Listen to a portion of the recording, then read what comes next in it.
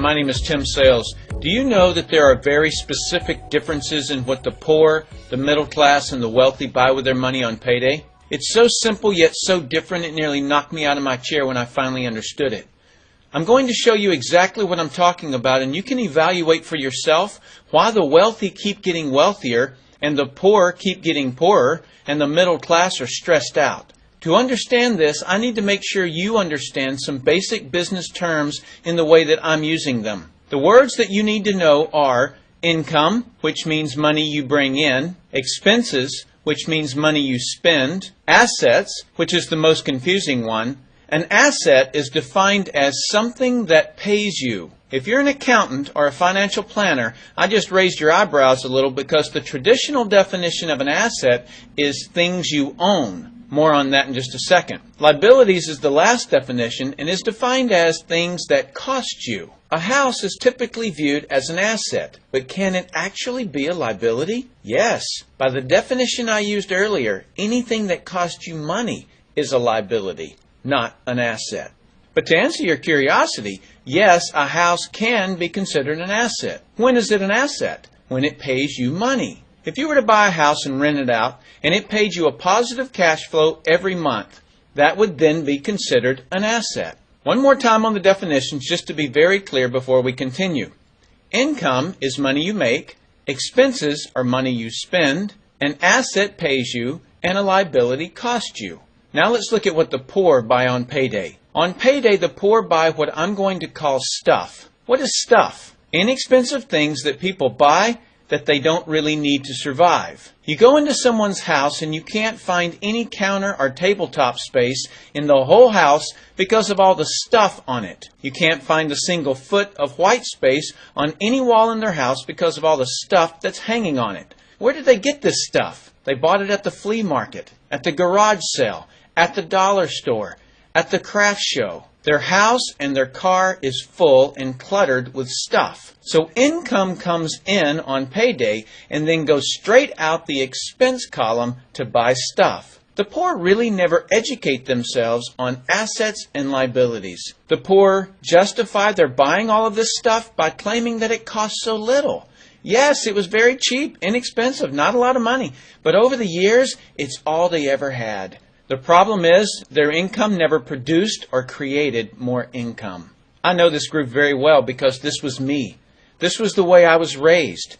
I, in no way, am cutting or undermining this group of people or any other group. I just see a lot of financial pain out there and that need not be that way.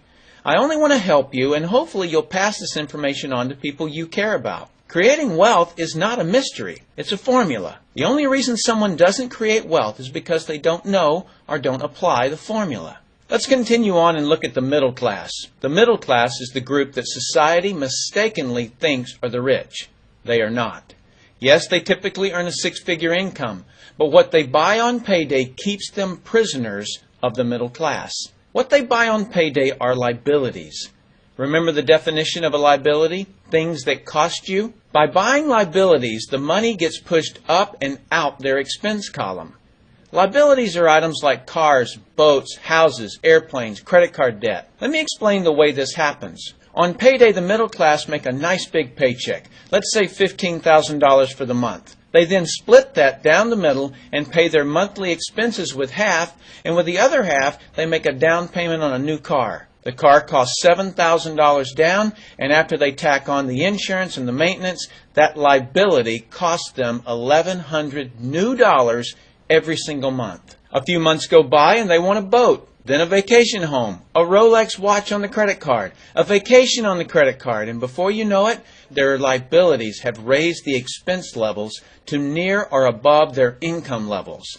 They actually spend equal to or more than they make, meaning that they have to go to work and make a certain amount of money every single month because of their liabilities. The other important issue with both the poor and the middle class is that normally all of their income is dependent on their own effort, meaning they've educated themselves to exchange their knowledge and expertise for someone's money. Here's an example. An attorney is knowledgeable about law, so people pay him or her money in exchange for that knowledge on an hourly basis. The problem there is that if they're not, the attorney, sharing that knowledge with a client, then the attorney is not making any money. Their stress level is as tight as a piano string.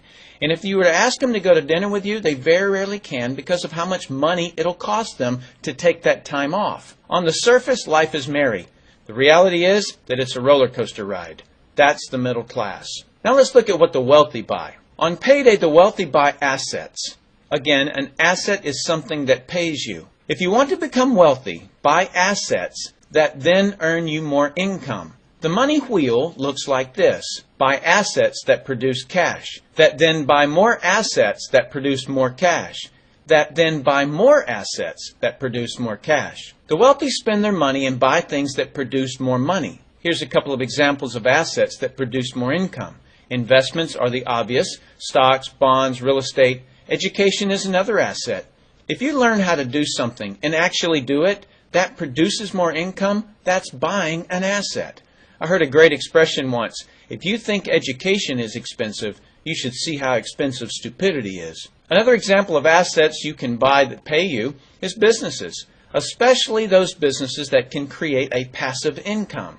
Passive meaning that once you build it up, it pays you whether you're still building it or not.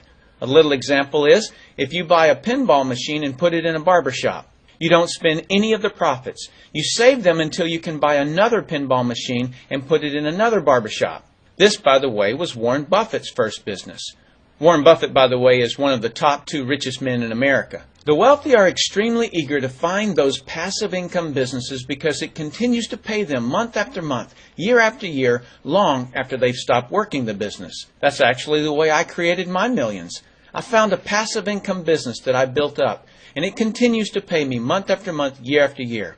I then took those profits and multiplied them in another passive money business, and then again in another. In conclusion, here's what I've learned. You can't find these passive money businesses unless you're open to hearing about them. Then once you find them, be willing to research them. The reason I say this is that I answered a hokey little ad that I ended up making a couple of $1 million from, simply because of that ad. So these businesses are out there. You just got to find them.